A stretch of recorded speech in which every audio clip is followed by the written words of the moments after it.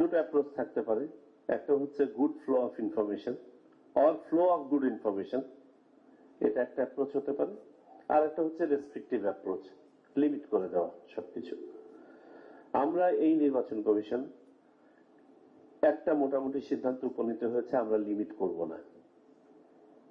তার কারণ লিমিট করলে আমরা সবাই বাধাগ্রস্ত হবো, আমার ভালো ইনফরমেশনও বাধাগ্রস্ত হবে। আমার ওই আপনার গন্ধযুক্ত বাতাসটাকে দূর করতে হবে ভালো বাতাসের প্রবাহ দ্বারাই। তো সবকিছু বন্ধ হয়ে যাবে এই ভাবনাটা মনে হয় না বাস্তব, এটা সম্ভব না। সুতরাং এই প্রবণতা থাকবে। তাহলে এখন থেকে যদি কিছুটা সচেতনতা যে তৈরি হয় নাই আমাদের সমাজে, তা নয়। তখন মিস ইনফরমেশন ডিসইনফরমেশন যত বেশি ছড়াচ্ছে, মানুষের মাঝেও কিন্তু সন্দেহ প্রবণতা তত বাড়ছে, যে না এটা সত্য না মিথ্যা একটু চেক করে নিই। যদিও বা প্রান্তিক জনগোষ্ঠীর মাঝে এটার প্রভাব এখনো অনেক বেশি আছে। আর প্রভাবটার আর একটা কারণ হচ্ছে প্রিডিসপোজিশন এবং কনফার্মেশন বায়াস। আমরা যখন আমার পক্ষে যাচ্ছে তথ্যটা, সত্য হোক মিথ্যা হোক, আমি নিয়ে এটা সাথে সাথে আমি পোস্ট করে দিচ্ছি। আর যখন আমার বিপক্ষে যাচ্ছে তখন আমি এটার বিরুদ্ধে একটা নোংরা কথা লিখছি। এটা কেমন যেন একটা বিহেভিয়ারাল ড্যামেজ হয়ে গেছে আমাদের সোশ্যাল মিডিয়াতে।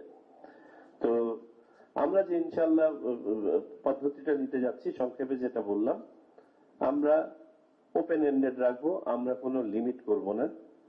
তারপরেও আমাদের তো কিছু আচরণবিধিতে নিয়ে আসা হয়েছে সোশ্যাল মিডিয়ার ব্যাপারটা, আপনারা হয়তো খেয়াল করে থাকবেন, না করে থাকলে আমি সহকর্মীদের সাথে শেয়ার করব। প্রার্থী এবং দলগুলোর আচরণবিধির মধ্যে নিয়ে আসা হয়েছে। এখন সাধারণ নাগরিককে তো আমাদের প্রচলিত কিন্তু একটা আইন আছে, আইসিটি অ্যাক্ট আছে, সেখানে অনেকগুলো আইন আছে। আইনগুলো যথেষ্ট, আর নতুন করে আইনের দরকার নেই মানুষজনকে আপনার ইয়ে করার জন্য। কিন্তু বাস্তবতা হচ্ছে যে অনেককে ট্রেস করা যাবে না এবং এটা থাকবে। তো এই ক্ষেত্রে আপনাদের সহযোগিতা একান্তভাবে প্রয়োজন হবে, একদম নিয়মিত ভাবে। আমরা চেষ্টা করছি নভেম্বর মাস থেকেই আমরা এই এজেন্ডাটাকে হাতে নিয়ে যাতে করে সচেতনতা সৃষ্টি করতে পারি এবং একটা কাউন্টার মেকানিজম তৈরি করতে পারি। যেমনটা আমাদের মাননীয় সিএসি মহোদয় বললেন, আমরা কেন্দ্রীয়ভাবে এবং লোকালি কিছু কমিটি ফর্ম করব, যেখানে আমরা চাইবো আপনাদের প্রতিনিধিরাও যেন থাকেন। তাহলে পরে আমার মনে হয় আমাদের এটা কালেকটিভলি ফাইট করতে সুবিধা হবে। আর নির্বাচন, আমি মনে করি আমাদের নির্বাচন যদি খারাপ হয়ে থাকে অতীতে, ইট ওয়াজ এ কালেকটিভ ডিসঅর্ডার, আমরা সবাই মিলে খারাপ করেছি। আর সামনে যদি আমাদের নির্বাচন ভালো করতে হয়, কালেকটিভলি আমাদেরকে ভালো করতে হবে, এর কোনো বিকল্প নাই। কারণ আমরা সবাই ভাবমূর্তি সংকটে আছি। সেটা নির্বাচন কমিশন বলি, পুলিশ বলি, প্রশাসন বলি, মিডিয়া বলি, এনিওয়ান, আমরা সবাই ভাবমূর্তির সংকটে আছি। এবং very rightly pointed out by দু একজন যে এই আস্থার সংকটটা কাটিয়ে ওঠাটাই আমাদের সবচেয়ে বড় সমস্যা। আমার এই নির্বাচন কমিশনের জন্য কিন্তু খুব ভালো হতো যদি আমরা মান ধরে রাখার কাজটা করতে পারতাম। আমাদের জন্য চ্যালেঞ্জটা হচ্ছে আমাদেরকে রিভার্স করতে হচ্ছে সবকিছু। We have to go back. আমার ক্ষুদ্র অভিজ্ঞতা নির্বাচনের সাথে, ব্যাক ইন 1991 আমি পার্সোনালি ডিপ্লয়েড ছিলাম স্টাফ অফিসার হিসেবে ঢাকা শহরে 4টা থানায়, কোতোয়ালি, সূত্রাপুর, লালবাগ এবং ডেমরা। সেই নির্বাচন থেকে আমার দেখার সুযোগ হয়েছে। এরপরে একটা আরো দুটো ভালো নির্বাচন দেখার সুযোগ হয়েছে। একটাতে নিজে যৌথ বাহিনী কমান্ডার ছিলাম, দেখেছি কালেকটিভলি কাজ করলে সম্ভব। আর কালেকটিভলি কাজ না করলে যে যাই করি না কেন সম্ভব না। বিশেষ করে আমাদের রাজনৈতিক, বিশেষ করে নির্বাচনী সংস্কৃতি নষ্ট হয়ে গেছে। আমি যে 3টা নির্বাচনের কথা বলছি তখন পর্যন্ত কিন্তু সাংস্কৃতিক পরিবর্তন হয় নাই, বিচ্ছিন্ন ঘটনা ঘটতো। এখন এটা একটা কালচারাল রূপ ধারণ করেছে কিন্তু সোসাইটিতে। মানে আমি ভেবে নিচ্ছি যে আমার সিল মারাটা আমার, মানে আমি করলে এটা ঠিক আছে, বা আমি যদি ঠেকাতে পারি ঠিক আছে।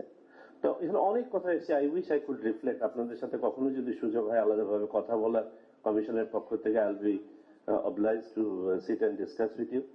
আপনাদের মতামত দরকার। প্রবাসী ভোট নিয়ে দুটো কথা বলি।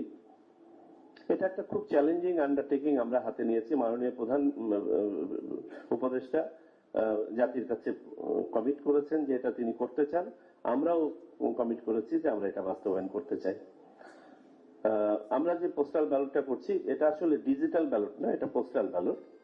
শুধুমাত্র আপনার ইয়েটা হতে যাচ্ছে আউট অফ কান্ট্রি ভোটিং এর যে রেজিস্ট্রেশনটা, অর্থাৎ আমি দেশের বাইরে থেকে ভোট দিতে চাই মর্মে আগে যেটা রিটার্নিং অফিসারের কাছে আবেদন করতে হতো, সেই আবেদনটা আর হাতে করা লাগবে না।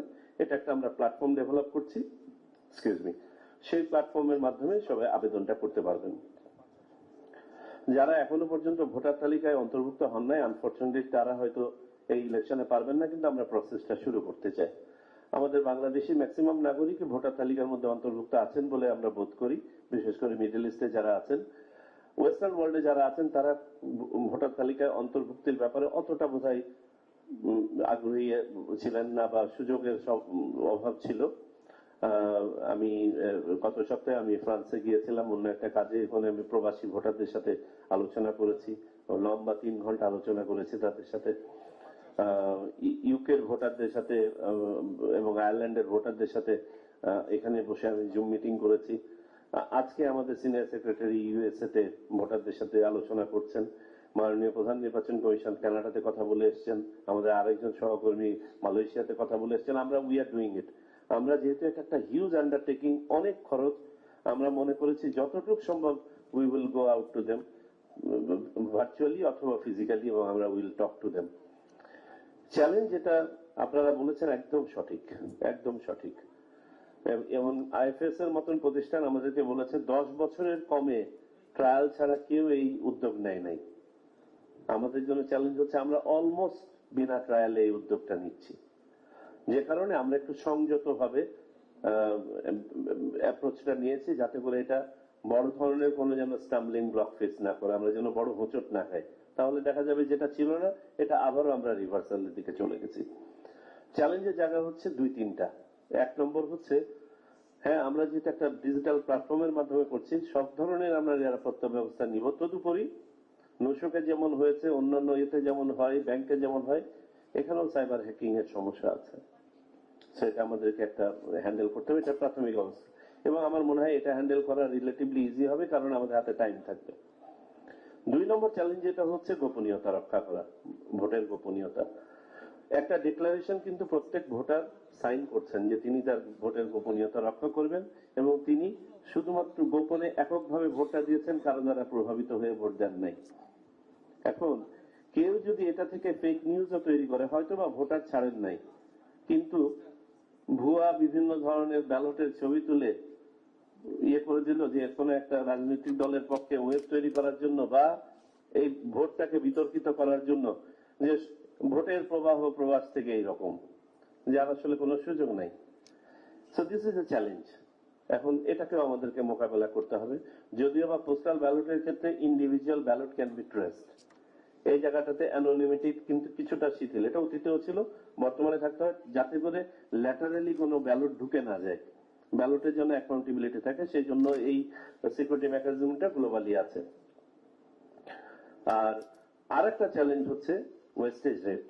গ্লোবালি 24% ওয়েস্টেজ রেট আছে পোস্টাল ব্যালটের।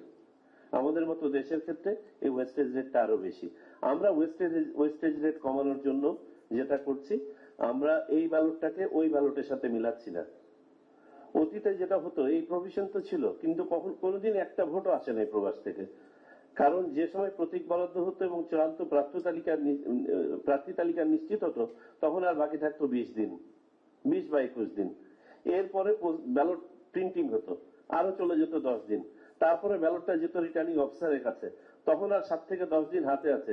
রিটার্নিং অফিসার কোনো পত্রের মাধ্যমে এই ব্যালট পাঠিয়ে আর ভোট কোনোদিন আনতে পারতেন না, কোনোদিনই সম্ভব ছিল না, যে কারণে এটা কাগজে ছিল, বাস্তবতাই ছিল না। আমরা যেটা করেছি, যে আমরা একটা ফিউশন তৈরি করেছি, আমরা ব্যালটটা আগেই পাঠিয়ে দিচ্ছি, সকল সিম্বল আপনার সম্বলিত একটি ব্যালট। 115টা আমাদের যে তফসিলভুক্ত ব্যালট সিম্বল আছে, না সহ 116টা সহ আমরা পাঠিয়ে দিচ্ছি, এবং ওনাকে ইনস্ট্রাকশন দেওয়া থাকছে আপনি এত তারিখের পরে ভোটটি দিবেন। ওই তারিখটা হচ্ছে যেদিন আমরা প্রার্থী তালিকা চূড়ান্ত করছি, এবং ওই প্রার্থী তালিকা চূড়ান্ত হয়ে গেলে উনি ওনার অ্যাপের মাধ্যমে দেখতে পাবেন যে ওনার কনস্টিটিউয়েন্সিতে কারা চূড়ান্ত প্রার্থী আছে এবং তাদের প্রতীক কি। উনি তখন তার পছন্দের প্রতীকে ভোট দিয়ে এবং ওই অনুযায়ী জায়গায় উনি ডিক্লারেশন সাইন করে রিটার্ন ব্যালটটা পোস্ট করে দিবেন। এই এক একটি পোস্টাল ব্যালট আমাদের সংগ্রহ করতে প্রায় 700 টাকা ব্যয় হচ্ছে এবং সরকার নিজে বহন করছে এই টাকাটা। 500 টাকা মতো যাচ্ছে শুধুমাত্র পোস্টাল খরচ, আর বাকি 200 টাকা যাচ্ছে বিভিন্ন ধরনের প্রিন্টিং, আনুমানিক এটা হয়তো একটু কম বেশি হতে পারে। কিন্তু আমরা ইন্ডিভিজুয়াল ভোটারকে এগুলো চার্জ করছি না। পৃথিবীর অনেক দেশে আছে যেটা ইন্ডিভিজুয়াল ভোটারকে চার্জ করে। আমরা আশা করছি সরকারের কাছে আমরা এই বাজেটটা চাইবো এবং আমরা পাবো। গ্লোবাল এক্সপিরিয়েন্সটা আপনাদেরকে শুধু বলে আমি কথাটা শেষ করি, অনেক সময় হয়ে গেছে। পোস্টাল ব্যালটের গ্লোবাল এক্সপিরিয়েন্স ভালো নয়। জেনারেলি স্পিকিং মাত্র 2.7% রেজিস্ট্রেশন করে। 100 জনে 2.7 জন আপনার প্রবাসী ভোটের জন্য রেজিস্ট্রেশন করে। It is global average. আমাদের রিজিওনাল যদি আমি এক্সপিরিয়েন্স আপনাদের সাথে শেয়ার করি, গত 3টা নির্বাচন ধরে ভারত এই এক্সারসাইজটা করছে। সর্বশেষ লোকসভা নির্বাচনে মাত্র তাদের আউট অফ 4 কোটি প্রবাসী 1,19,000 আপনার অ্যাপ্লাই করেছিল। অ্যাকচুয়াল ভোট কাস্ট ছিল আই থিঙ্ক, আমার যদি স্ট্যাটিস্টিক্স ভুল না হয়, 2,900 কিছু বেশি। This is the global experience আমাদের মতো দেশগুলো। সুতরাং আমাদের প্রত্যাশা অনেক, কিন্তু বাস্তবতার সামনে দাঁড়িয়ে তবে আমরা যে সমাধানটা দিয়েছি, আমাদের ধারণা আমাদের অনেক ভোট আসবে, অনেক ভোট আসবে।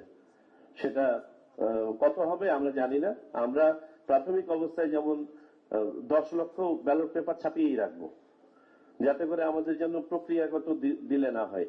এই দেশ বিদেশ মিলিয়ে এই 10 লক্ষ দিয়ে আমরা শুরু করব, তারপরে রেজিস্ট্রেশনের সংখ্যা দেখে আমরা পরবর্তী সাইকেল অফ প্রিন্টিং এ যাব।